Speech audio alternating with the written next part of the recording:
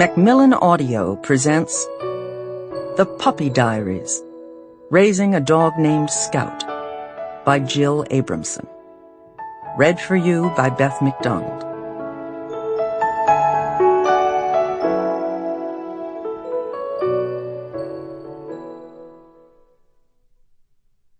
Chapter 1. The truth about getting a new dog is that it makes you miss the old one. This reality hit me hard one spring day in 2009 when we arrived at Thistledown Golden Retrievers near Boston, where my husband Henry and I had come to meet Donna Cutler, a breeder of English Golden Retrievers. Because it was named Thistledown, and because I knew that the Golden Retriever breed was started by someone actually named Lord Tweedmouth, I was expecting the place to look like a country manor.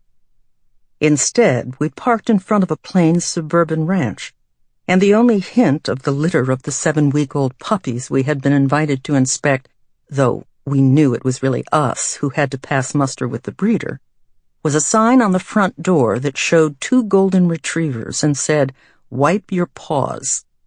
Why did I suddenly feel like wiping my eyes? My heart was still hurting over the loss of Buddy, our stone-deaf, feisty-to-the-end West Highland White Terrier, who had died in March 2007 at age 14. Our 2 children, Cornelia and Will, who grew up with him, but flew the nest years before his demise, often mused that Buddy was my one perfect relationship in life. Buddy, like me, was a self-sufficient type, and despite his small size, he was no lapdog. Like many Westies, he was woefully stubborn and never once came when called. He could be unpredictable and grouchy around small children, and once bit my goddaughter's upper lip. He wasn't great with old people either. Years later, he bit the leg of an elderly woman who, for some inexplicable reason, was standing barefoot and dressed in her nightgown in our elevator when the doors opened on our floor. Happily, that incident triggered an unlikely friendship between Eve, Buddy's victim, and me. Nonetheless, I was madly in love and forgave Buddy all his sins. I learned a lot from him, too. Among other things, he taught me that even in stressful situations, dogs have a unique way of steering you in unlikely and interesting directions. I confess that I spoiled Buddy beyond all reason.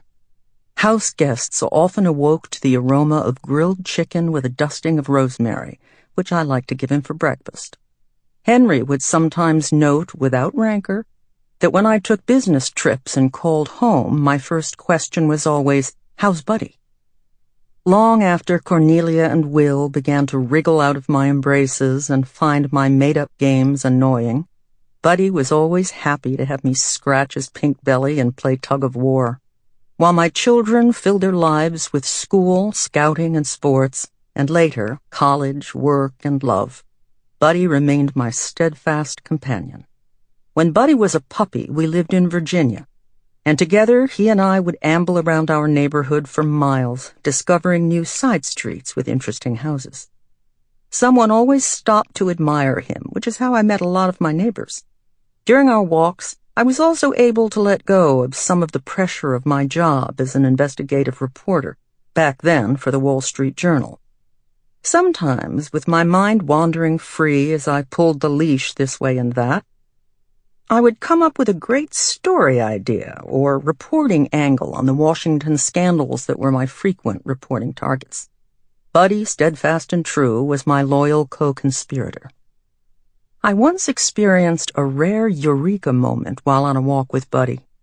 I had recently left the Journal and gone to work in the Washington bureau of the New York Times, where I was on the team of reporters covering the Monica Lewinsky scandal.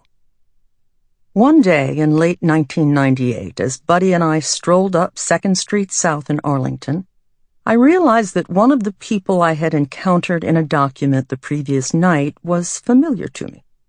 He was a prominent conservative lawyer in New York. Why his name surfaced in my brain during a walk with Buddy... Sample complete. Ready to continue?